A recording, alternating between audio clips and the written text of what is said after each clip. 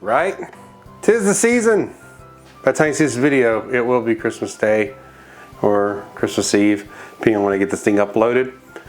Here we are, the Bible Christmas Ale. Woo!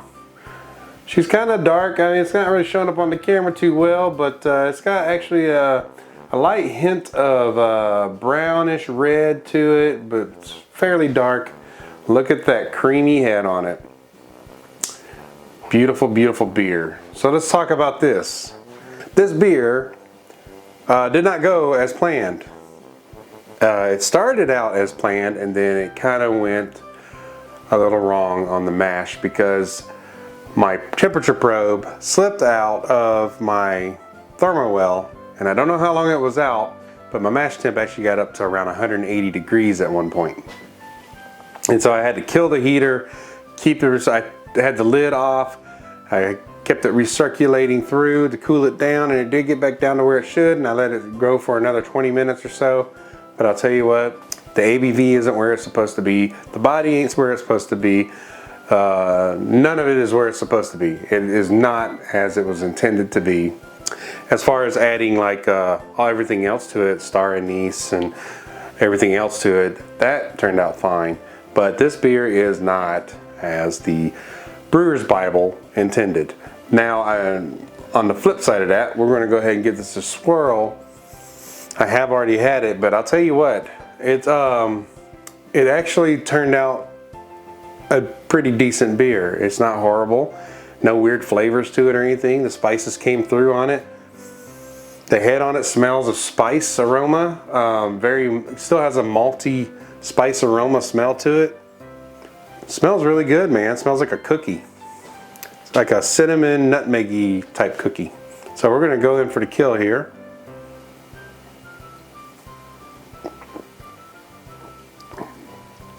It's fantastic. It really is, really is. Other than the ABV being lower than it should have been, I don't think it affected anything else too much more other than body feel. It's got a creamy mouth feel to it.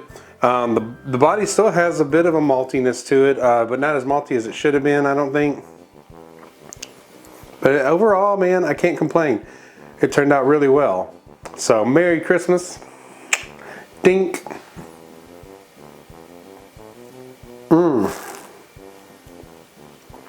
It's a really good beer. Now, I know when you brew Christmas ales,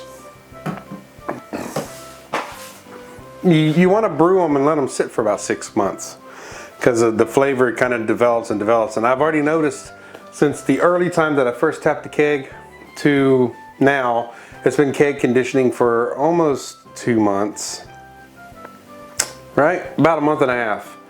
So it's getting better as it sits. And I'll pull this up real quick. This is the Brewer's Bible I'm talking about. If you don't have this book and you're a home brewer, I recommend you have this in your library. It's a UK book.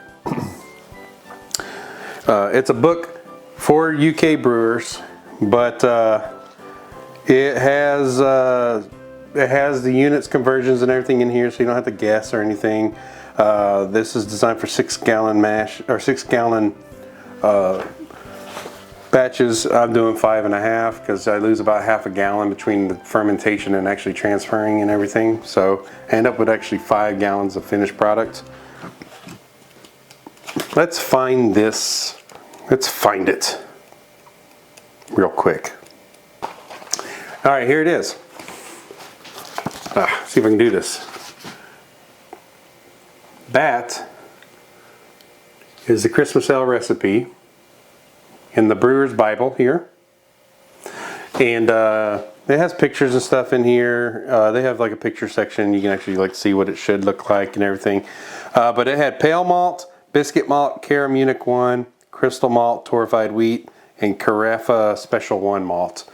For the hops, we had Challenger for the bittering, and then for the flavoring, we had Styrian Goldings at the end there. And then all the extra stuff we had cinnamon, nutmeg, candy crystals. I used some Belgian candy crystals for it, and some star anise. And you can find star anise in your grocer. It's cheaper than buying it from the homebrew shops. But it's like these little they're almost like kind of wooden, but they have a very strong licorice, black licorice scent to them.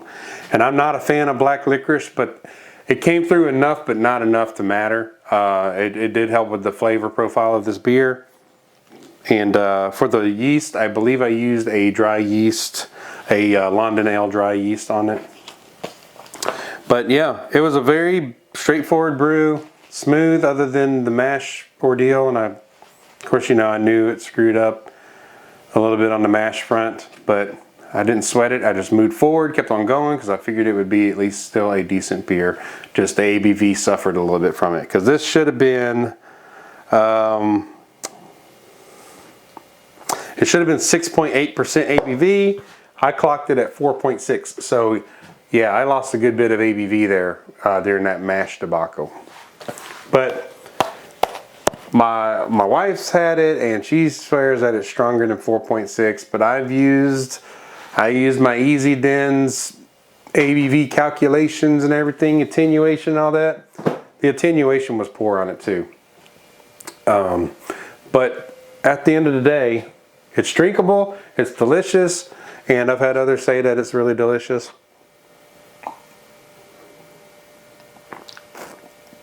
Man, it's really smooth. It's so smooth, so smooth.